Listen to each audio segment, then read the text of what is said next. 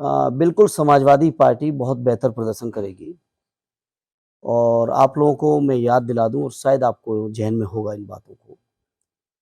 पिछली बार भी समाजवादी पार्टी ने ही जब सहयोग किया था, तभी कांग्रेस पार्टी की सरकार बन पाई थी, क्योंकि अगर आपको याद हो कांग्रेस को पूरा का पूरा बहुमत नहीं था और सहयोग समर्थन देने की शुरुआत भी समाजवादी पार्टी के उस समय के निर्वाचित विधायक ने हमारे राष्ट्रीय अध्यक्ष जी के आदेश पे किया था।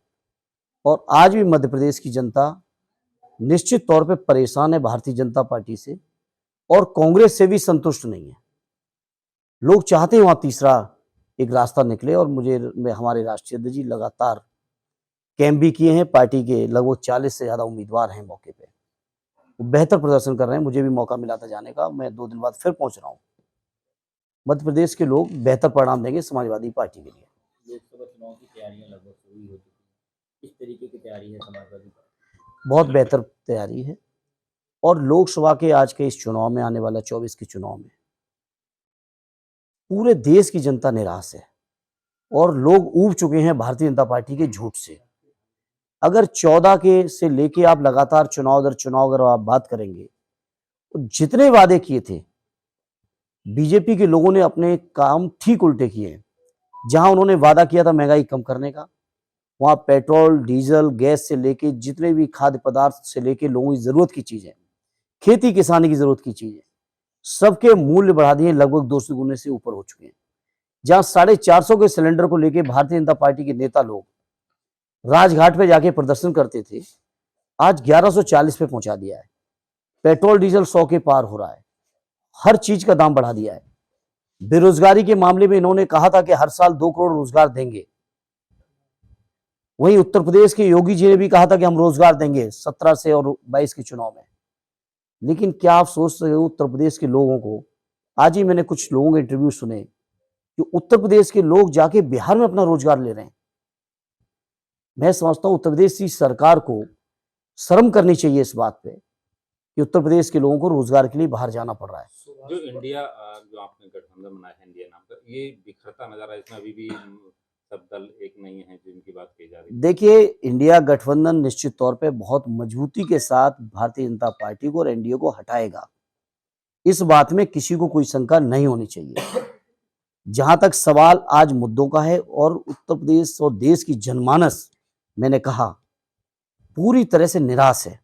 महंगाई खत्म करने की बात की, महंगाई दूनी से ज्यादा हुई। बेरोजगारी खत्म करने की बात की, बेरोजगारी स्वतंत्र भारत में अब तक, जब हम आजादी का अमृत महोत्सव मना रहे हैं, 75 साल से ज्यादा की आजादी हो चुकी है, उस अमृत काल में भी देश के अंदर सबसे ज्यादा बेरोजगारी के आंकड़े आपके सामने हैं। बेरोजगारी बढ़ी है। किसानों की आमदनी दूनी की बात की थी। मैं अपने पत्रकार मित्रों से कहूंगा, जिस किसी गांव में उनका संपर्क हो, आप सीधे चले जाइए गांव में के किसानों से बात करेंगे तो आपको एहसास होगा, आमदनी दूनी छोड़िए, लागत नहीं निकल रही है। यही बीजेपी के लोगों ने, देश कैसे बिकेगा? देश का रेल आपने बेच दिया, हवाई अड्डे आपने बेच दिए, जहाज आपने बेच दिए, रेलवे स्टेशन आपने बेच दिया, लाल किले के मेंटेनेंस आप नहीं कर पा रहे हो, उसके लिए भी आपने ऑक्शन कर दिया। देश की जितनी बड़ी बड़ी संस्थाएं हैं, जितना बड़े बड़े उद्योग हैं, जितने बड़े बड़े विभाग हैं, जिन विभागों की दम पर देश चलता था, आज आपने सारा कुछ चुनिंदा अपने उद्योगपति मित्रों को बेच डाला। ये बीजेपी के लोगों को बेनकाब करने का समय है। जनता जागी हुई है और जनता इस बात का जवाब देगी 24 के चुनाव में। भाजपा के राजभर कह रहे हैं कि अखिलेश यादव बीजेपी के लिए काम कर रहे हैं। राजभर जी से हमें प्रमाण चाहिए होगा क्या? राजभर जी जब राजनीति में नहीं भी थे, उस समय से समाजवादी लोग कुर्बानियां दे रहे हैं। आज से नहीं कुर्बानियां दे रहे हैं। सदैव नेताजी ने 1990 का जो सांप्रदायिक माहौल भारतीय जनता पार्टी ने बनाया था, कैसे उस माहौल से निपटे थे, क्या किसी से छुपा है? और उसके लिए हम लोगों ने कितनी बड़ी बड़ी कुर्बानियां दी, समाज में कितना अपमान झेला, इस बात का हमें सर्टिफिकेट नहीं राजभर जी से चाहिए। मेरे पत्रकार मित्रों, आप कुछ और गंभीर सवाल करिए। तो ब्रजेश पाठक कहते हैं कि जो इंडिया नाम गठबंधन है 24 में कहीं दिखाई नहीं देगा चुनाव में। अब पाठक जी का पता नहीं 24 में भाजपा में रहेंगे या कोई और सरकार बनेगी तो उसमें चल देंगे, क्योंकि उनका तो आप इतिहास जानते हो, कहां से चले थे और कहां तक पहुंच गए, और अभी अपने राजनीतिक जीवन में कहां कहां तक और पड़ाव होंगे उनके पता नहीं, किस किस दल में होंगे। पद के लिहाज से नहीं कह रहा हूं, दल के लिहाज से कह रहा हूं। योगी जी लगातार स्टार प्रचारक के रूप में 5 राज्यों में चुनाव हो रहा है, वहाँ प्रचार कर रहे हैं और यूपी की कानून व्यवस्था का हवाला दे रहे हैं कि यूपी की कानून व्यवस्था बहुत अच्छी है। क्या कहेंगे? अब झूठ बोलने के में कहीं टैक्स नहीं लगता है और दुर्भाग्य है देश का कि मीडिया के साथियों को सच बोलने नहीं दिया जा रहा है। जो लोग बोलते हैं वो मुख्य धारा में नहीं रह पा रहे हैं। जिनके जितने भी प्लेटफॉर्म हो सकते थे लोगों से अपनी बात कहने के, वो प्लेटफॉर्म खत्म किए जा रहे हैं। तो योगी जी ने जिस तरह की दुर्दशा की है देश के अंदर, उत्तर प्रदेश के अंदर कानून व्यवस्था की, वो किसी से छुपी नहीं है।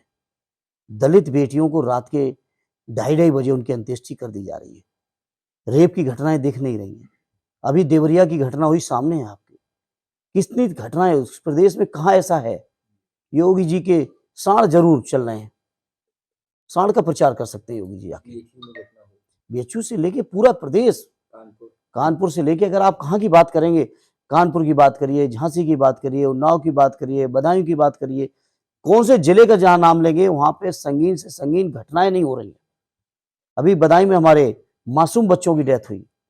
आप सोचिए, इतने संवेदनहीन लोग हैं कि ना तो कोई कार्रवाई हुई, ना कोई गलती के दोषी ठहराए गए, ना कोई जांच की आज तक रिपोर्ट है, ना उन परिवारों को आंसू पोंछने वाला कोई पहुंचा। ये संवेदनहीन लोगों की सरकार है।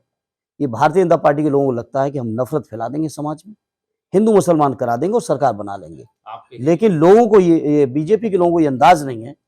लोग देख चुके हैं। ठीक है, काट की हांडी चढ़ी, इस बात से इनकार नहीं है। लोगों ने बात का भरोसा किया मोदी जी की, लेकिन आज मोदी जी की बात का भी भरोसा नहीं है। और मैं अब एक बात और इससे आगे कहता हूं, अब बीजेपी के लोग कभी सच भी बोलेंगे तो भी जनता को यकीन नहीं होगा। आपके ही विधायक जी को एक मुकदमा